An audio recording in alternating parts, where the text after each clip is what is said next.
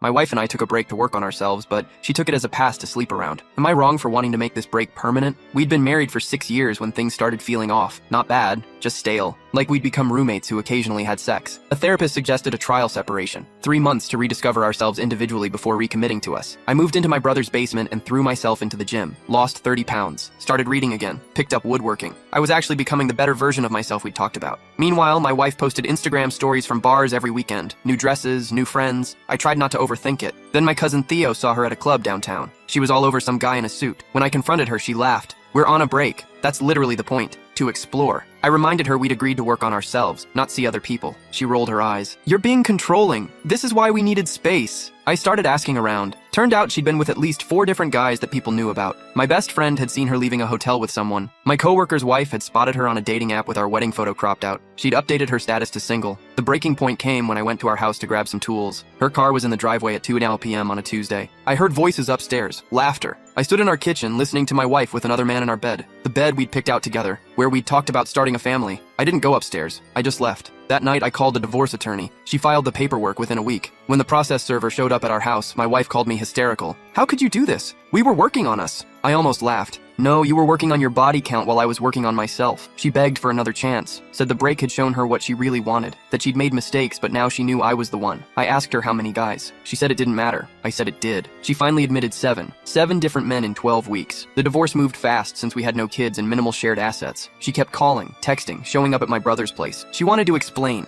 to make me understand. She posted long captions about growth and forgiveness, and how real love means accepting people's journeys. Her friends commented supportive messages about her strength during this difficult time. Then yesterday, my attorney called with news that changed everything. My wife had filed a countersuit. She wasn't just fighting the divorce, she was claiming I'd been emotionally abusive throughout our marriage, that the separation was my way of punishing her, that I'd isolated her from friends and controlled her finances. None of it was true, but her lawyer had compiled a 40-page document with text messages taken out of context. Therapy notes twisted to support her narrative, and statements from her friends I'd never even met. The kicker, she was asking for alimony, and half my inheritance from my grandfather, which I'd received during our marriage but kept separate. Her lawyer claimed the emotional trauma I'd caused entitled her to compensation for years of suffering. I sat in my attorney's office reading through page after page of lies. Then I remembered something. During our marriage, I'd been the one handling our finances. I'd seen her credit card statements every month, and I'd kept them all. I pulled up my cloud storage and found 2 years of records showing charges at the same hotels, the same restaurants, all with a pattern. Always on nights she'd said she was working late or out with girlfriends. Our separation hadn't started 3 months ago. She'd been cheating the entire time. My attorney looked at the evidence and smiled. This changes everything. Tomorrow we have our first mediation session. My wife thinks she's going to ruin me. She has no idea what I'm about to present. But here's what's eating at me. As I was going through those old statements last night, I found something else. Something that makes all of this so much worse than I thought. 3 charges to a women's health clinic, $847 each. All within the past 18 months. All on days she'd told me she was at work conferences. I called the clinic this morning, claiming I needed records for our insurance. They couldn't give me details without her consent, but they confirmed the dates matched their system. I pressed the receptionist. Can you at least tell me what kind of procedures cost that amount? There was a pause. Sir, I really can't. Please, I'm her husband. I need to know. Another pause. Then quietly, that's our standard fee for early term procedures. I can't say more. I sat in my car for 20 minutes, gripping the steering wheel. 3 times. She'd been pregnant 3 times and never told me. We'd been trying to have a baby for the last 2 years of our marriage. She'd cried with me every month when her period came. We'd done fertility testing. The doctor said we were both fine, just needed to keep trying. Meanwhile, she'd been terminating pregnancies without telling me. Pregnancies that might not have even been mine. I called my attorney immediately. She listened in silence as I explained. We need a subpoena for those medical records, she said. This demonstrates a pattern of deception that completely undermines her abuse claims. No court will believe you were controlling when she was making major medical decisions without your knowledge. That night, I couldn't sleep.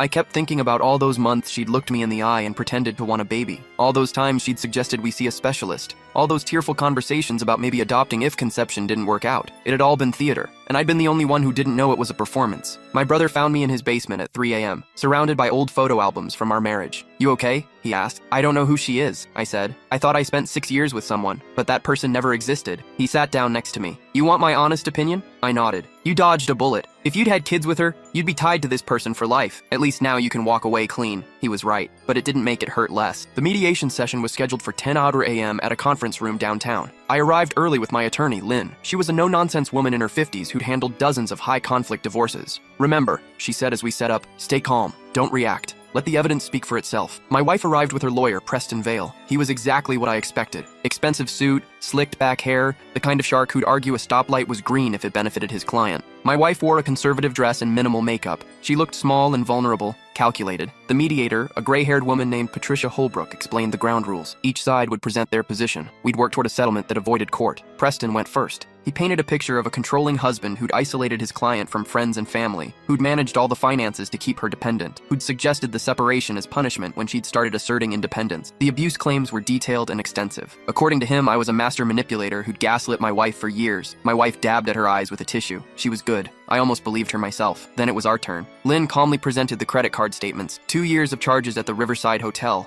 always on Tuesday nights, always coinciding with my wife's book club. Book club met on Thursdays, I said quietly. I know because I hosted it at our house 3 times. My wife's face went pale. Lynn continued. Charges at Romano's, an intimate restaurant across town, on our anniversary, while I'd been at home with dinner reservations she'd canceled, claiming she was sick. Charges at a boutique hotel in the suburbs. 8 different occasions, all during work hours. Preston tried to object. These charges don't prove infidelity. My client is entitled to her privacy. We're not done, Lynn interrupted. She slid a folder across the table. Subpoenaed phone records showing 847 text messages to a number registered to Vincent Palmer over the past 2 years, including 23 messages sent while my client and his wife were in marriage counseling. Vincent. I knew that name. He'd worked with my wife at her firm. She'd mentioned him exactly twice, both times saying he was annoying. 847 messages said otherwise. My wife's lawyer flipped through the records, his confidence visibly shaking. The mediator made notes. Then Lynn dropped the real bomb. And finally, we have subpoenaed medical records from women's health partners. 3 procedures in 18 months. Each one terminated a pregnancy. Each one concealed from my client. The room went silent. My wife's head snapped up. You had no right. You waived your medical privacy when you claimed emotional distress, Lynn said calmly. The court granted our subpoena this morning. Preston was frantically reading the documents. His face told me everything. He hadn't known. She'd lied to her own lawyer. Given this evidence, Lynn continued, we're prepared to proceed to trial where we'll request the court award my client attorney's fees due to your client's bad faith claims. We'll also be filing a motion to dismiss the abuse allegations as defamatory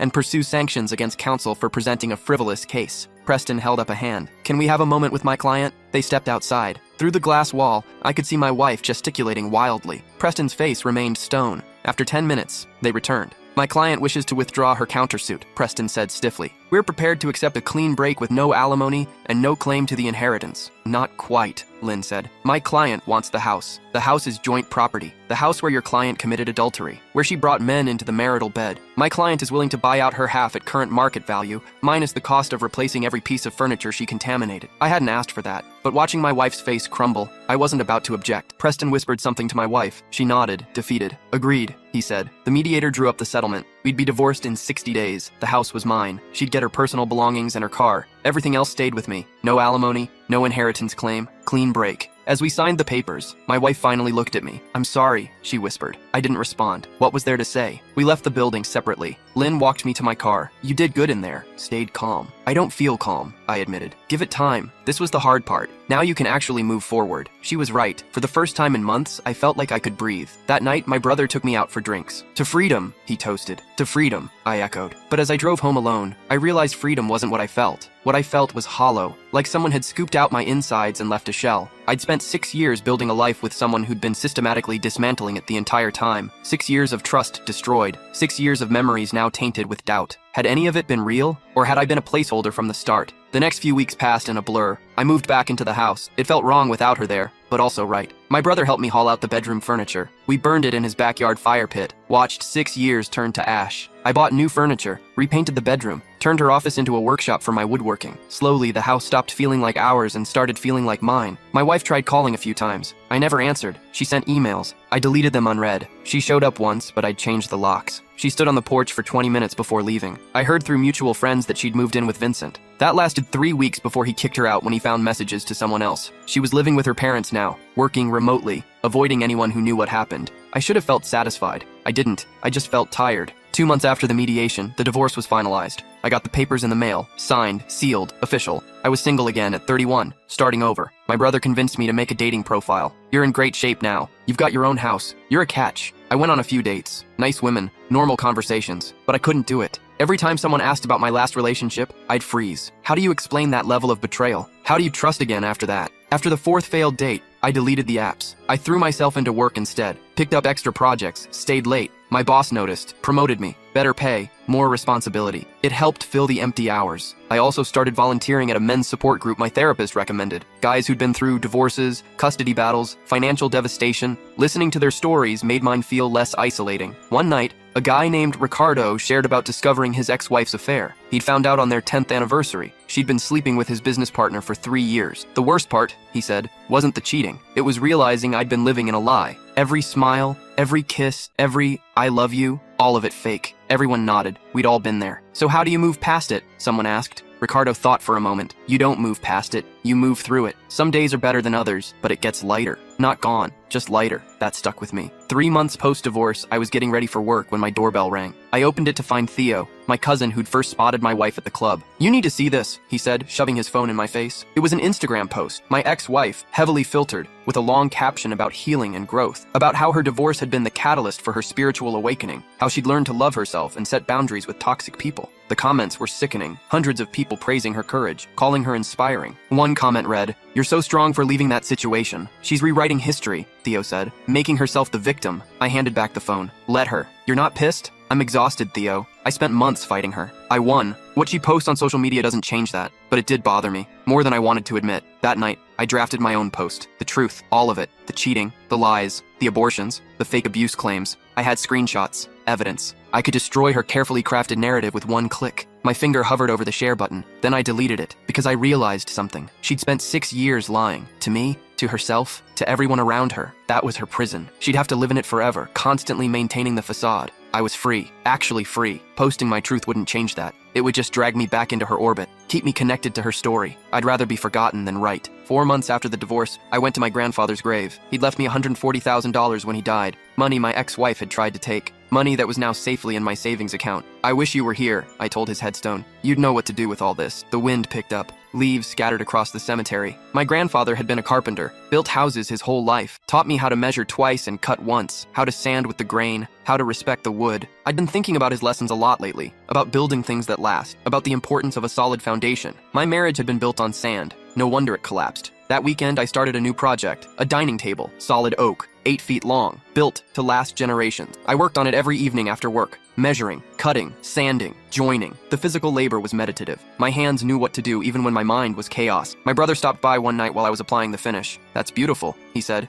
Thanks. You planning to fill all those seats? I shrugged. Someday, maybe. You'll find someone, he said. Someone real this time. I'm not looking. You don't have to look. Just be open when it happens. I wasn't sure I believed him, but I appreciated the thought. 5 months post-divorce, I ran into Vincent at the grocery store. He was in the produce section, looking at avocados like they held the secrets of the universe. He saw me, froze. I grabbed my cart and started to leave. Wait, he called out. Against my better judgment, I stopped. He walked over, hands shoved in his pockets. I didn't know, he said. About you. She told me you were separated, that it was mutual. It wasn't. I know that now. He looked genuinely miserable. For what it's worth, I'm sorry. I studied his face. He'd lost weight. Had dark circles under his eyes. She do a number on you too? He laughed bitterly. You could say that. Turns out she was seeing 2 other guys while we were together. I found out when one of them showed up at my apartment looking for her. Sounds familiar. She's got issues, man. Real issues. I thought I could fix her, but he trailed off. Yeah, I said. I tried that for 6 years. We stood there for a moment. 2 guys who'd loved the same liar. She's still posting about personal growth, he said. I know. Doesn't it piss you off? Not anymore. That's her problem now. He nodded slowly. I should let you go. Take care of yourself, I said. As I walked away, I felt something unexpected. Pity. Not for him, for her. To be so broken that you destroy everyone who tries to love you. To live so deep in delusion that you can't see your own patterns. That was a special kind of hell. 6 months after the divorce, I finished the table. 8 feet of solid oak, hand-rubbed finish, mortise and tendon joints that would outlive me. I invited my family over for dinner to christen it. My parents, my brother, his wife, their 2 kids. We squeezed in, passed dishes family style, laughed until we cried. My mom caught my eye across the table. This is nice, she said quietly. Yeah,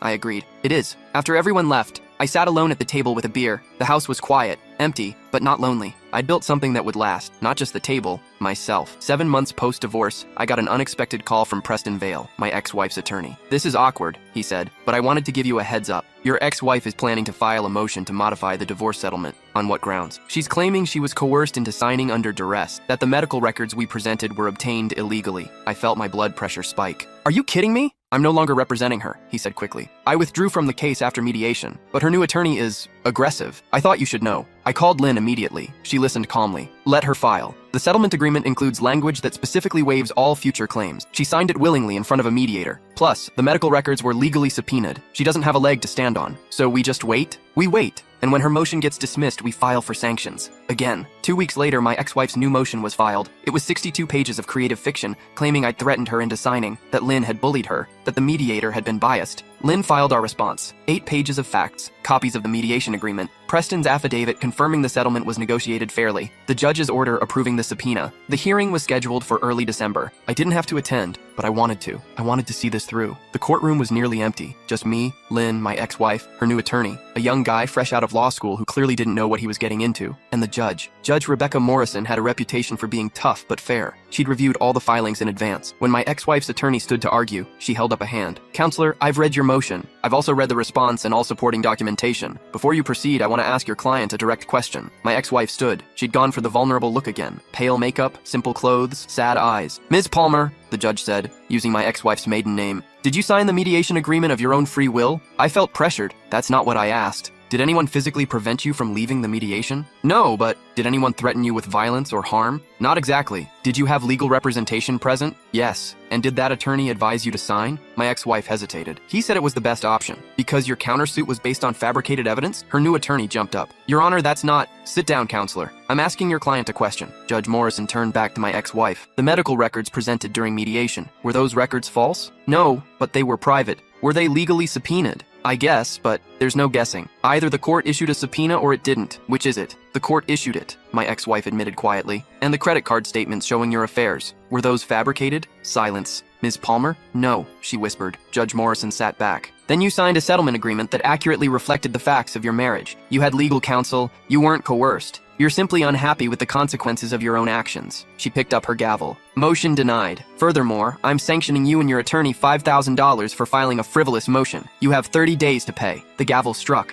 My ex-wife's face crumbled. Outside the courtroom, Lynn shook my hand. That's the end of it. She's exhausted her options. It's over. Over, I repeated. The word felt foreign. I walked to my car in a daze. Over. After 8 months of hell, it was actually over. I drove to the cemetery, stood at my grandfather's grave. It's done, I told him. She's gone. Really gone. The December wind was bitter. I pulled my coat tighter. I'm going to be okay, I said. I think. 8 months post-divorce. The holidays were approaching. My first Christmas single in 7 years. My mom invited me for Christmas Eve. The whole family will be there. I'll come, I said. Thanks, Mom. You doing okay? Really? Yeah, I am. And I meant it. The hollow feeling had faded, replaced by something steadier. Not happiness exactly, more like peace. I spent Christmas Eve with my family, watched my nephew and niece open presents, helped my dad fix the garbage disposal, ate too much ham. Normal things, good things. On Christmas morning, I woke up in my house. My table sat in the dining room, waiting for the next gathering. Sunlight streamed through windows. I'd washed myself. I made coffee, read the newspaper, worked on a new project in my shop. Later, I drove to the gym. It was nearly empty on Christmas Day, just me and a few other people with nowhere else to be. I ran on the treadmill, watching snow fall outside the window. And somewhere during mile 3, I realized something. I was happy. Actually, genuinely happy. Not because of someone else. Not because I'd found a new relationship or gotten revenge or won some cosmic battle. Just happy. On my own. By myself. The divorce hadn't broken me. It had freed me. 9 months after the divorce, spring arrived. I planted a garden in the backyard. Tomatoes, peppers, herbs, stuff I'd always wanted to grow but my ex-wife said would attract pests. I started saying yes to things. My brother's poker nights, a woodworking class at the community college, a weekend hiking trip with some guys from work. Life was full. Not perfect, not what I'd planned, but full. One Saturday in April, I was at the hardware store buying lumber when I literally bumped into someone. Wood fell everywhere. I'm so sorry, we both said at the same time. I looked up. She had paint-splattered overalls and her hair in a messy bun. She was laughing. This is embarrassing, she said, helping me gather the fallen boards. My fault. I wasn't watching where I was going. What are you building? She asked, looking at my cart full of cherry wood. Bookshelf, custom built in for my living room. Her eyes lit up. That's amazing. I can barely hang a picture frame without destroying the wall. I laughed. It's all about finding the studs. That's what she said, she replied without missing a beat.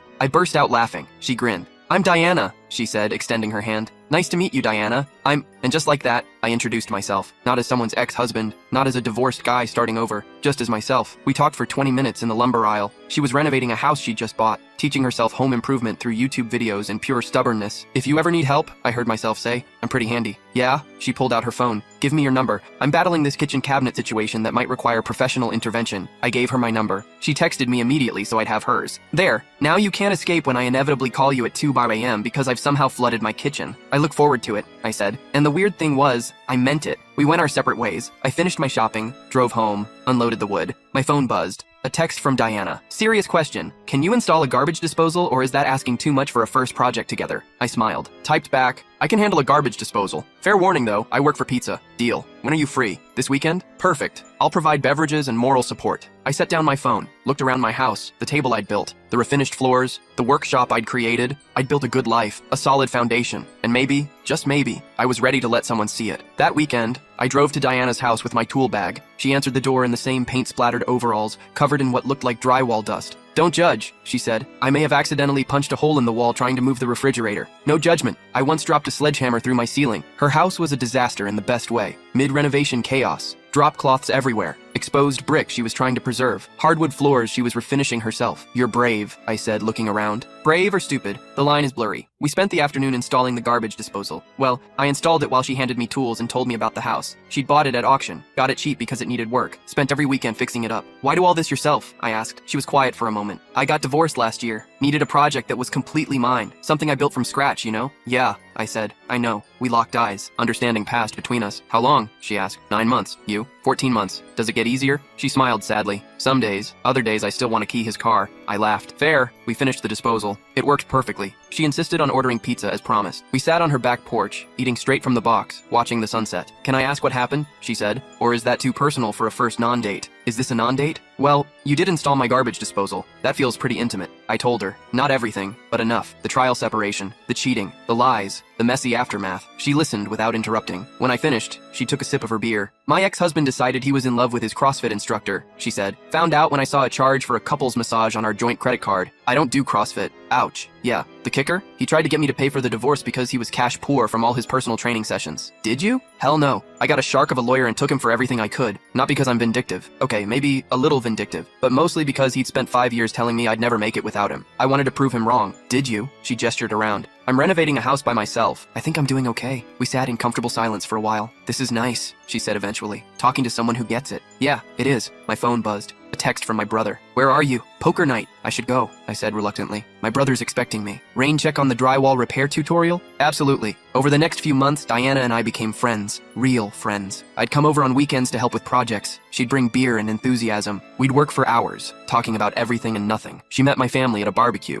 helped my nephew build a birdhouse, made my mom laugh with stories about her renovation disasters. I like her, my brother said, watching Diana explain proper miter saw technique to his son. We're just friends, right? Friends who spend every weekend together. I'm helping with her house. Uh-huh. And she just happens to be smart, funny, and attractive? Shut up. But he had a point. Somewhere between the garbage disposal and refinishing her bathroom, I'd started looking forward to our weekends, started thinking about her during the week, started wondering if, maybe, 1 year after my divorce, I took Diana to dinner. An actual date. Not a hardware store encounter or a renovation project. A real, deliberate date. She wore a dress. I wore a button-down shirt. We went to a nice restaurant, ordered wine, had actual conversations that didn't involve power tools. Over dessert, she reached across the table and took my hand. I need to tell you something, she said. My stomach dropped. Okay, I'm scared. Of this. Of us. My ex really did a number on me. Made me think I was too much. Too loud. Too independent. And I'm terrified of getting hurt again. I squeezed her hand. I get it. My ex made me feel like I was never enough. Like I was the problem. It took me a long time to realize she was the one who was broken, not me. So what do we do? Honestly, I have no idea. But I know I don't want to stop seeing you. You make me laugh. You challenge me. You're the first person in a long time who makes me want to try again. She smiled.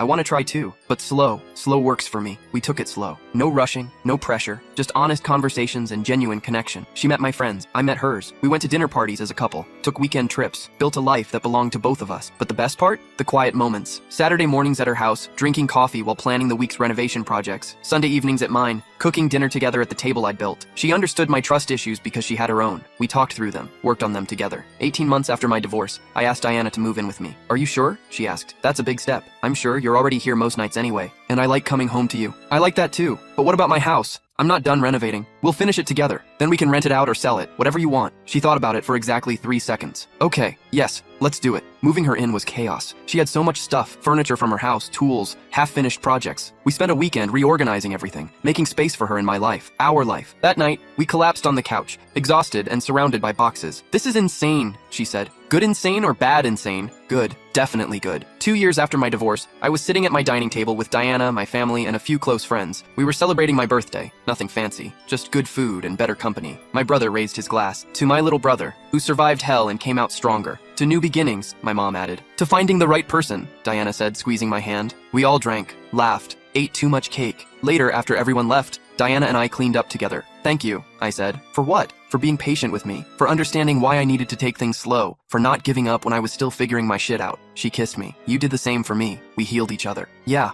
we did. That night, lying in bed next to Diana, I thought about my ex-wife. Wondered where she was, if she'd ever figured out what she was running from. I didn't hate her anymore. Didn't love her either. She was just someone I used to know, someone who taught me what I didn't want. And that was okay, because I'd found what I did want. Not perfection, not a fairy tale, just something real, something honest, something built on a foundation that would last. The next morning, I woke up to Diana already in the workshop, working on a project. I made coffee and brought her a cup. What are you making? I asked. A bookshelf for my dad's birthday. Think you can help? Always. We spent the day in the workshop, measuring, cutting, sanding, building something together, and I realized this was what I'd been missing before. Partnership, equality, someone who showed up and did the work. My ex-wife had been a ghost in our marriage. Present, but absent. There, but not really. Diana was solid, real. When she said she'd be somewhere, she was there. When she made a promise, she kept it. That was worth more than any apology my ex-wife could have offered. 3 years after my divorce, I ran into my ex-wife's mother at the grocery store. I hadn't seen her since before the split. Hello, she said stiffly. Hi, awkward silence. How are you? She finally asked. Good, really good actually. I heard you're seeing someone. Small town. Everyone knew everything. Yeah, Diana. She's great. More silence. My daughter, she started, then stopped. She's struggling. I didn't know what to say to that. She made mistakes, her mother continued. Big ones. I know that, but she's my daughter. I understand. Do you? Her eyes were wet. She lost everything. Her marriage, her reputation, most of her friends. She can barely leave the house without people whispering. Part of me wanted to feel vindicated. The larger part just felt sad. I'm sorry she's struggling, I said honestly. But those were consequences of her choices, not mine. I know. I just thought you should know she's not doing well. What do you want me to do about it? Nothing, I suppose.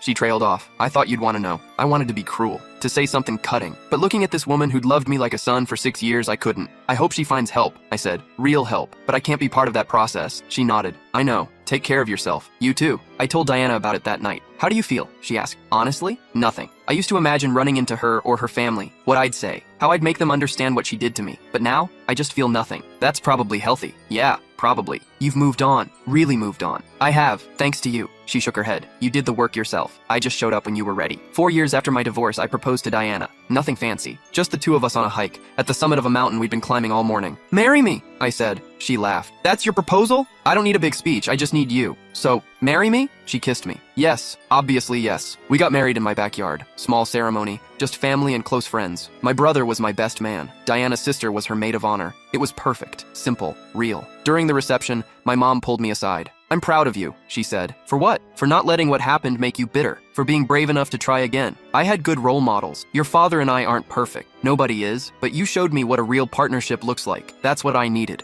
She hugged me tight. She's good for you, Diana. Yeah, she is. That night, as Diana and I slow danced under string lights in the backyard, I thought about the journey that brought me here. The pain, the betrayal, the slow rebuilding. All of it had led to this moment, and I wouldn't change a thing. Because sometimes the worst thing that happens to you is actually the best thing. It clears out the rot, makes room for something stronger. My first marriage had been built on lies. This one was built on truth, and that made all the difference. 5 years after my divorce, Diana and I celebrated our first anniversary. We went back to the hardware store where we met, stood in the lumber aisle like idiots laughing. Best accident of my life, she said. Same. We bought lumber for our next project, a crib. Diana was 3 months pregnant. Life had a funny way of working out. Standing in the nursery we were building together, painting walls and assembling furniture, I realized something. My ex-wife had tried to destroy me, had taken everything she could, had lied and manipulated and hurt me in ways I didn't think were possible. But she'd failed, because I was still here, stronger, happier, building a life with someone who actually deserved to be in it. And that was the best revenge of all. Not bitterness, not anger, just living well. 6 years after the divorce, I was coaching my daughter's soccer team. She was 5 now, had Diana's laugh and my stubbornness, was perfect in every way. After practice, one of the other dads approached me. Hey, you're the guy who did that amazing woodwork at the school fundraiser, right? Yeah, that was me. I've been wanting to commission a piece. You do custom work? Sometimes. What did you have in mind?